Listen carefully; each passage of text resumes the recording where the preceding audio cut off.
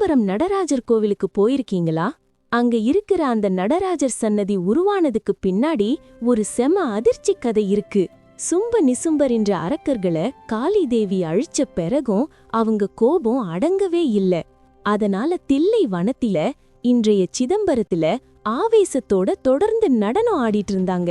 அந்த கோபத்தை அடக்க சிவபெருமான் நேரா வந்து, காளி, நடன போட்டி போடலாமான்னு சவால் விட்டாராம்.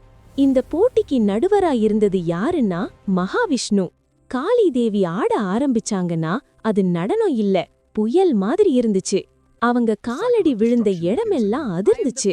ஒரு கட்டத்துல சிவபெருமான் கூட அந்த நடனத்துக்கு ஈடு கொடுக்க முடியாம சிறு சிறுசா பின்னால போக ஆரம்பிச்சாராம்.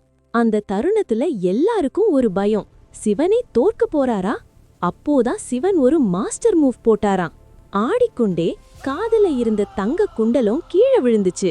அது கீழே விழும்போது கூட ஒளி பளிச்சுன்னு மின்னுச்சான். அடுத்த நொடி சிவன் தன் கால் பெருவிரலால அந்த குண்டலத்தை லாவகமா எடுத்து கால தலைக்கு மேல தூக்கி அதே குண்டலத்தை மீண்டும் காதுல மாட்டினாராம். இதுக்குதான் பெயர் ஊர்த்வ தாண்டவம். இதை கண்டதும் சபையே மௌனம். ஆனா காளி தேவி, ஒரு பெண் சபையில இப்படி கால உயர தூக்கி ஆடுறது நாகரிகம் இல்லைன்னு சொல்லி அந்த அசைவை செய்யவே மறுத்துட்டாங்க. அதனால காளி தேவி தோல்வியை ஒத்துக்கிட்டாங்க. ஆனா கோபத்துல சிவனின் முகத்தையே இனி பார்க்க மாட்டேன்னு சொல்லிட்டு ஊருக்கு வெளியே போய் அமர்ந்தாங்க. அவங்கதான் இன்றைக்கு தில்லை காளி. இன்னிக்கும் சிதம்பரத்துல ஒரு நம்பிக்கை இருக்கு. நடராஜரை தரிசிச்ச பிறகு தில்லை காளியையும் தரிசிச்சாதான் அந்த வழிபாடு முழுமை பெறுமா. இந்த கதைய கேட்டதும் கூஸ்பம்ஸ் வந்தா லைக் போடுங்க. இந்த வீடியோவை ஷேர் பண்ணுங்க.